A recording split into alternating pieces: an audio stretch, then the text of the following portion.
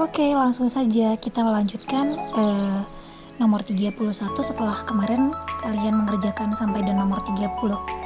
Bacalah penggalan teks pidato rumpang berikut. Oke, tapi Miss Tina mau baca soalnya dulu supaya Miss Tina lebih fokus untuk mencari jawabannya nanti pada teks. Pertanyaannya adalah, kalimat yang tepat untuk melengkapi penggalan pidato tersebut adalah, berarti kita diminta untuk melengkapi pidato yang sudah disediakan. Lalu kita diminta untuk melanjutkan pidato tersebut dengan beberapa kalimat seperti itu. Ya, kita baca teksnya. Anak-anak yang saya sayangi, di samping memberikan pengarahan kepada pengurus kelas 6, Bapak Guru juga memberikan pengarahan tentang pentingnya struktur organisasi di SD, di desa, dan kelurahan di kabupaten dan kota, di provinsi, serta di pemerintah pusat. Organisasi SD dipimpin oleh kepala sekolah. Organisasi desa dipimpin oleh kepala desa. Sedangkan kelurahan dipimpin oleh lurah. Maka kemudian, apakah penggalan pidato tersebut? Kita disuruh memilih yang paling tepat untuk melanjutkan pidato tersebut. A. Pengurus kelas ini sangat penting karena zaman sekarang kita tidak dapat melepaskan diri dari organisasi. B. Organisasi pemerintah kabupaten dipimpin oleh bupati, sedangkan organisasi kota dipimpin oleh wali kota. C. Pengurus kelas terdiri atas ketua kelas, sekretaris, bendahara, seksi kebersihan, dan seksi keamanan. D. Jika tidak ada pengurus kelas, kegiatan belajar mengajar tidak dapat dilaksanakan dengan tertib. Maka jawaban yang paling tepat adalah B. Ya, kenapa? Karena pada teks pidato, jika kamu perhatikan pada kalimat keberapa nih? Kalimat pertama, dijelaskan bahwasanya Bapak Guru memberikan pengarahan tentang pentingnya struktur organisasi. Struktur organisasi di mana saja? Dimulai dari tingkat SD, kemudian desa, kemudian kelurahan, kemudian kabupaten, kemudian kota, kemudian provinsi, serta pemerintah pusat. Nah, itulah yang menjadi poin-poin penjelasan dari Pak Guru. Kemudian Pak Guru menjelaskan untuk yang SD, pemimpinnya kepala sekolah. Kemudian kalau desa, adalah kepala desa pemimpinnya. Nah, sementara kelurahan dipimpin oleh lurah. Yang belum dijelaskan oleh Pak Guru adalah tentang kabupaten dan kota. Berarti yang paling tepat dari opsi A, B, C, dan D adalah B. Karena bagian B dijelaskan organisasi pemerintahan kabupaten dipimpin oleh bupati, sedangkan organisasi kota dipimpin oleh wali kota. Sementara bagian A, C, dan D adalah lebih kepada struktur organisasi di SD itu sendiri. Oke, paham ya? Jawabannya adalah B. 32. Bacalah teks rumpang berikut. Pertanyaannya, kata bentukan yang tepat untuk melengkapi teks tersebut adalah, berarti kita menemukan kata bentukan yang paling tepat dari teks yang sudah disediakan. Oke, kita baca teksnya ya. Salah satu cara untuk mempelajari alam semesta adalah dengan mengirimkan roket ke ruang angkasa. Roket membawa satelit ruang angkasa dan astronot untuk mempelajari planet-planet serta benda antariksa lainnya. Astronot pakaian khusus agar dapat bertahan hidup di ruang hampa udara. A. Mengenakan, B. Menemukan, C. Membawa, D. Menjaga. Apakah kata yang paling tepat? Astronot mengenakan pakaian khusus. Astronot menemukan pakaian khusus. Astronot membawa pakaian khusus. Astronot menjaga pakaian khusus. Lihat fungsinya, agar dapat bertahan hidup di ruang hampa. Nah, maka kata bentukan yang paling tepat adalah A. Mengenakan. Ya, mengenakan pakaian khusus agar dapat bertahan hidup di ruang hampa udara. Yang lain tidak tepat. Oke.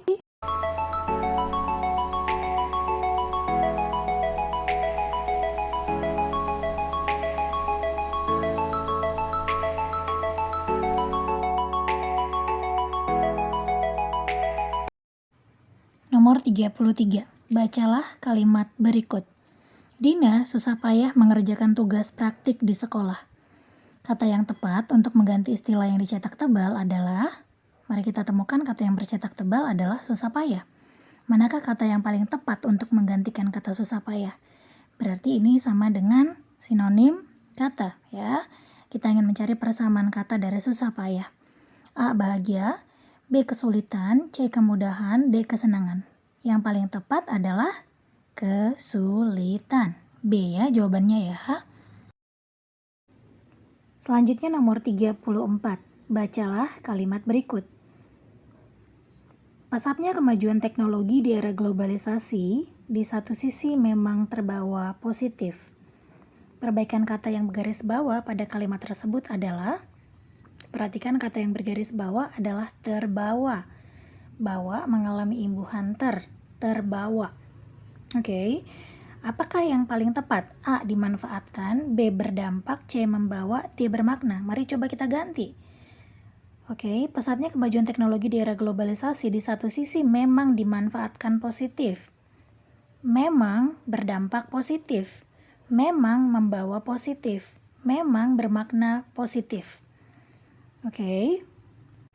Jawaban yang paling tepat adalah berdampak, ya. Kita perhatikan karena ada kata positif di sana. Artinya kemajuan teknologi itu berdampak, artinya memiliki dampak positif, ya. Kalau kita katakan bermakna kurang tepat karena maknanya apa begitu ya. Tapi kalau berdampak itu berpengaruh, memberikan pengaruh yang positif seperti itu. Kalau A dan C sudah pasti tidak tepat. Membawa positif. Nah, itu sudah tidak sesuai dengan aturan bahasa Indonesia. Maka yang paling tepat adalah B. Berdampak. Nomor 35. Bacalah paragraf berikut. Yang ingin kita cari adalah perbaikan tata kalimat bercetak miring agar membentuk tata kalimat yang benar. Berarti ini tentang kaidah aturan bahasa Indonesia ya. Pada zaman sekarang, orang-orang di dunia seperti hidup dalam satu desa. Mereka seolah saling kenal dan memiliki banyak persamaan. Baik cara berpakaian, makanan, bahasa, bentuk tempat tinggal, maupun gaya hidup. Hal ini disebut globalisasi dan banyak ditemukan di kota besar. Di zaman globalisasi, persahabatan dan manusia harus mengembangkan kerjasama diri melalui seluas-luasnya.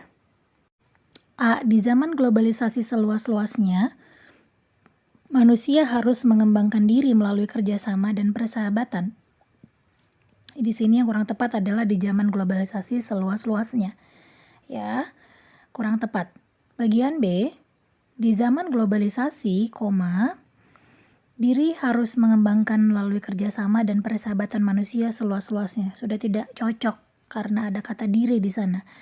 Ya, di sana subjeknya bukan diri, tapi harusnya adalah manusia. Bagaimana dengan yang C? Di zaman globalisasi, manusia harus mengembangkan diri melalui kerjasama dan persahabatan seluas-luasnya. Nah, kita lihat coba yang D ya. Di zaman globalisasi, manusia harus mengembangkan diri melalui persahabatan kerjasama dan seluas-luasnya. Di sini ada perbedaan antara C dan D, yakni penggunaan tanda koma. Kalau C di zaman globalisasi, seperti itu. Kalau D di zaman globalisasi, manusia harus mengembangkan diri melalui kerjasama dan begitu. Jadi tidak ada jedanya, tidak ada komanya di sana ya. Nah, maka kamu perhatikan di zaman globalisasi, setelah itu kita hadirkan subjek. Di zaman globalisasi manusia, nah itu memiliki makna yang berbeda ya kalau yang D ya. Maka kita perhatikan yang paling tepat berarti adalah C. Penggunaan tanda komanya tepat ya. Di zaman globalisasi, manusia harus mengembangkan diri melalui kerjasama dan persahabatan seluas-luasnya. Jadi yang kita bangun seluas-luasnya itu adalah persahabatan. Artinya kita bersahabat dengan semua orang, dengan banyak orang, seperti itu. Maka yang paling tepat adalah C ya.